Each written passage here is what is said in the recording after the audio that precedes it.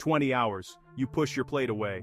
Last sip of water, the clock starts ticking. Over the next few hours, your body is going to switch gears. Your testosterone is going to respond. But how do you know if this fast is supporting it or destroying it?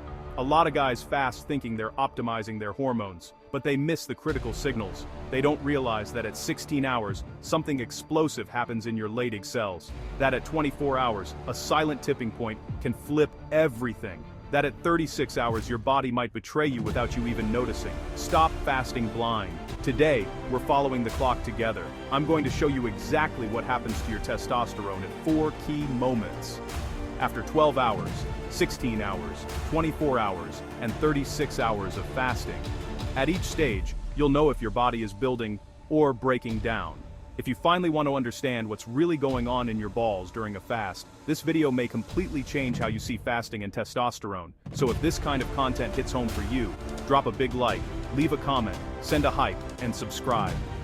It really helps the algorithm push this message to more guys who need it. Let's dive in. What happens between 0 and 12 hours? You just finished your last meal of the day. Insulin is still circulating in your blood, shuttling nutrients from your food. Your liver is storing glucose as glycogen. Your testosterone is following its natural daily rhythm. Lower in the evening, ready to climb back up tomorrow morning. 10 p.m. That's about 2 hours in.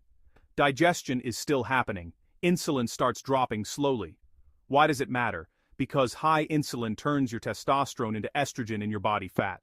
As insulin drops, that conversion slows down. Your testosterone stays your testosterone. 2 a.m., 6 hours of fasting. You're sleeping. This is when your body makes most of its daily testosterone. Between 2 and 6 a.m., your balls get big pulses of luteinizing hormone, or LH, that kickstart T production. A 6-hour fast doesn't interfere with this. Actually, with insulin low, your growth hormone explodes during deep sleep, and that growth hormone directly boosts testosterone production in your testicles. 8 a.m., 12 hours of fasting. You wake up, 12 hours have passed. Your testosterone is now hitting its natural daily peak. Between 7 and 10 a.m., it's at its highest, whether you're fasting or not. What changed during these 12 hours for your T? First change, your insulin sensitivity improved. Your cells respond better to insulin signals. Result: you need less insulin to manage blood sugar. Less insulin means less aromatase, which means less conversion of testosterone to estrogen. Second change: your liver glycogen stores are about half empty. Your liver has used roughly 50 to 60% of its stored glucose, according to a Journal of Clinical Investigation study. Your body starts pulling fat for fuel. And guess what? Fat is essential for making cholesterol.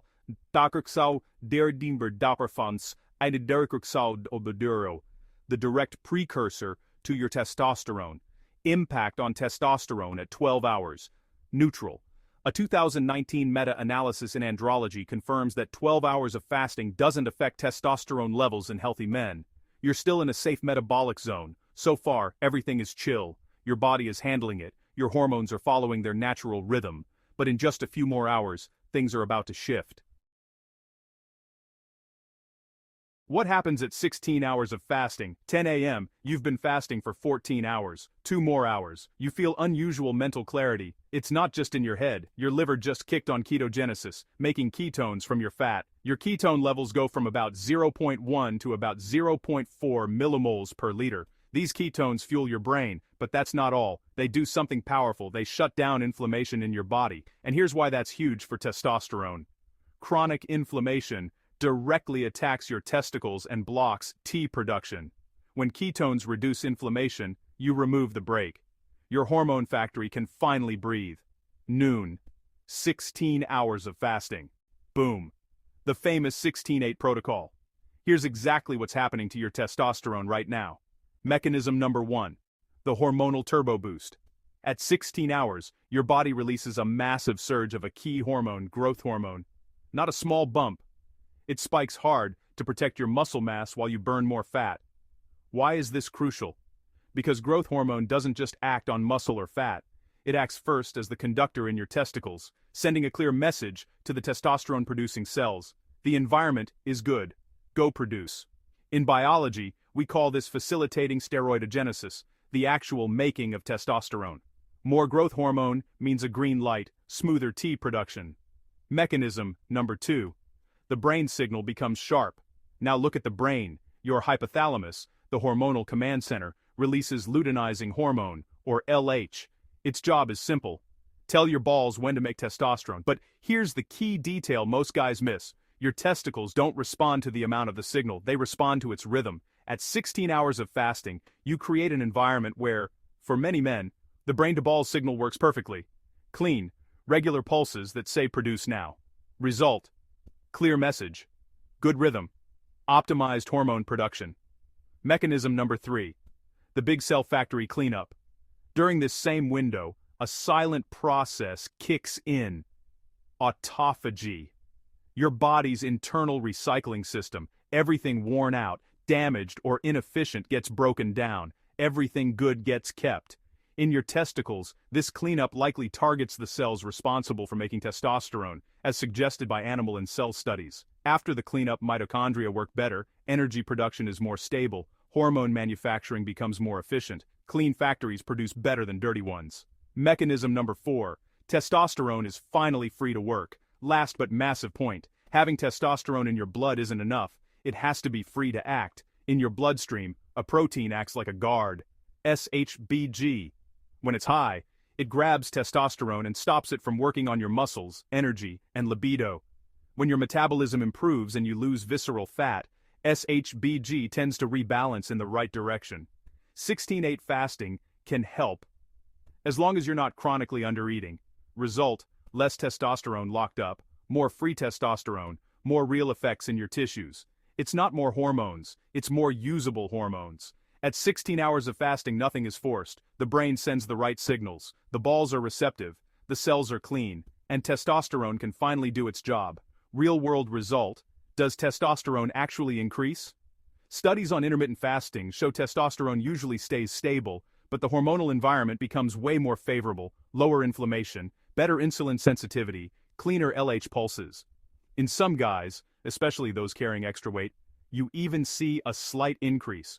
But warning, this boost only happens if you eat properly in your 8-hour window. If you undereat or eat junk, the benefit vanishes. Key nutrients to support testosterone during 16-8 healthy fats: about 30% of calories because cholesterol is the direct precursor. Protein, 1.6 to 2 grams per kilogram, since leucine stimulates hormone and muscle synthesis. Zinc, about 11 to 15 milligrams daily, essential for T production but watch for long-term excess. Magnesium, around 400 milligrams daily, which boosts free T and muscle function.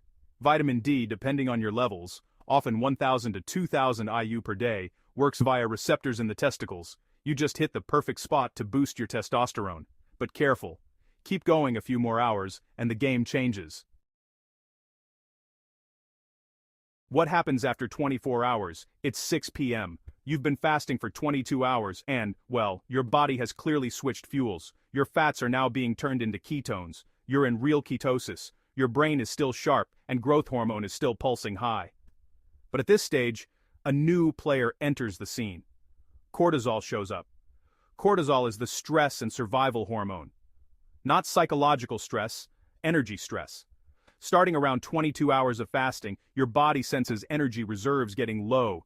It reacts logically. Cortisol, the survival hormone, rises slightly. Nothing catastrophic, but enough to change everything. Because cortisol and testosterone share the same raw material. When survival becomes the priority, that material gets rerouted toward cortisol, and testosterone production slows. Here's the key. Cortisol and testosterone are made from the same precursor. Picture a factory with only one supply line. When survival takes priority, the supply gets diverted to cortisol, not because your body hates you, but because it's protecting you. The result? More cortisol to handle the fast, less material left to make testosterone. Researchers call this the precursor steal. In plain English, starting around 22 to 24 hours, your body starts choosing survival over reproduction. Now, it's 8 p.m. You've been fasting for 24 hours. A full day without food.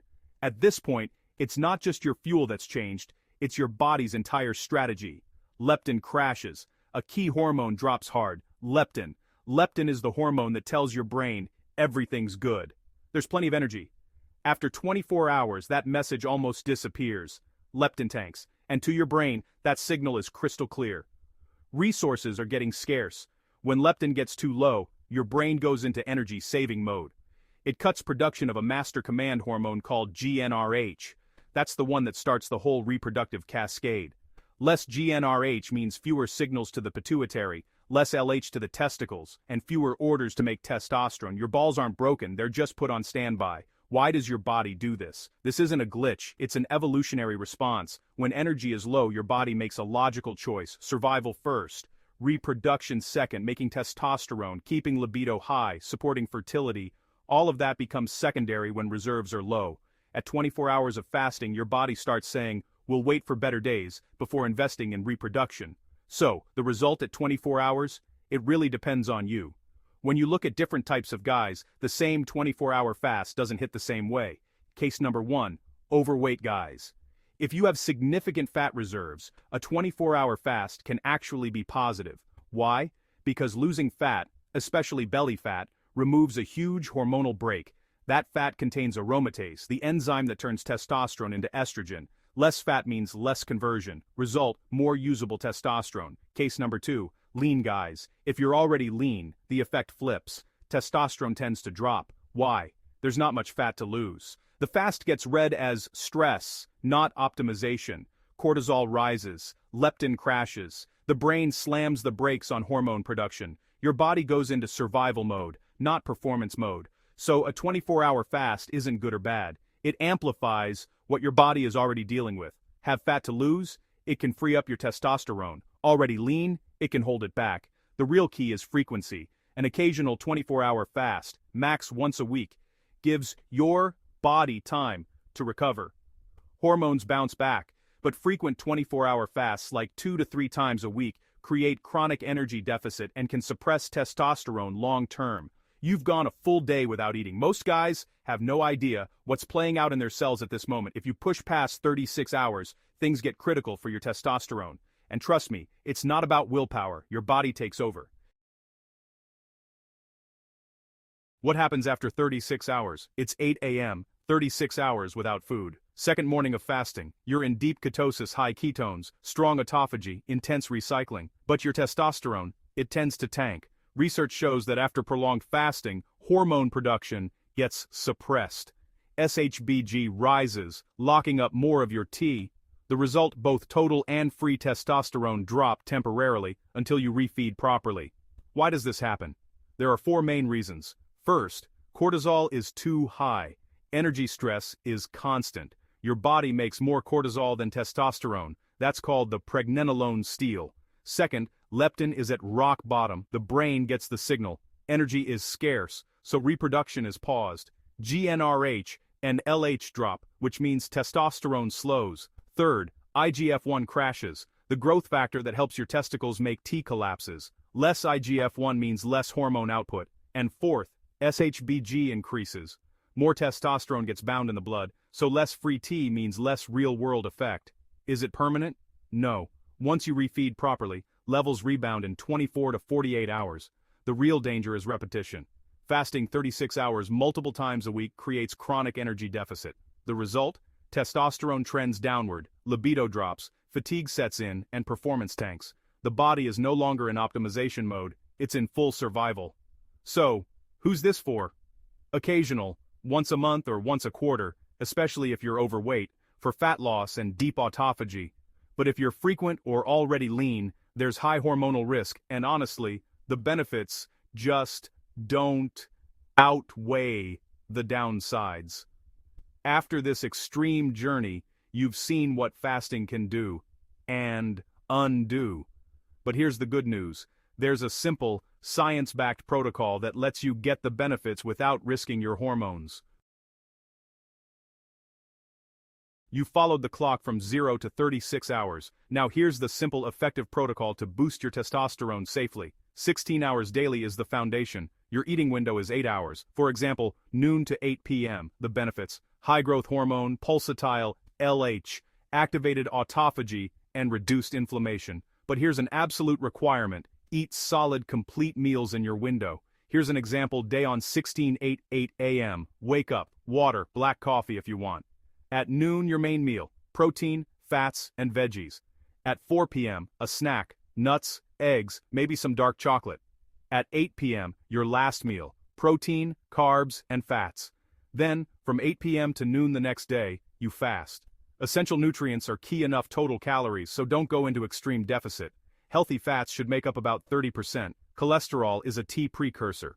Protein should be 1.6 to 2 grams per kilogram. Leucine is important for hormone and muscle stimulus. Don't forget your micronutrients, zinc, magnesium, vitamin D. Going further, you can try longer fasts. 24 hours. Max once per week, ideally on a rest day, and always do a full refeed after. 36 hours or more, once per month or quarter, for a metabolic reset and deep autophagy, but that's not ideal if your main goal is continuous hormone optimization. Other factors are just as important as fasting. Sleep. You need 7 to 9 hours. Most of your testosterone is made at night, especially during deep sleep. Poor sleep tanks production, so sleep is a non-negotiable pillar. Resistance training. Squats, deadlifts, bench. Those spike testosterone more than fasting alone. The timing of your training matters too. End of the fast or start of your eating window is best. High growth hormone plus a post-workout meal is a killer combo. Stress is another big one. Chronic cortisol is enemy number one, so try breathing or spending time in nature. And avoid endocrine disruptors, things like plastics, pesticides, and parabens, because they can block your T receptors. You now know what happens to your testosterone at every stage of fasting. Here's your quick roadmap. If you're a beginner, start with 12 hours, then move to 16 hours. For most guys, the optimal is daily 16-8. If you're advanced, add one 24-hour fast per week max. And for the expert or occasional reset, 36 hours every 1 to 3 months. Fasting isn't a miracle or a poison, it's a tool. Its power depends on how you use it, your starting point. And, above all, your nutrition. Your testosterone is a mirror of your overall lifestyle. Sleep, food, training, stress. It all matters. So, question for you.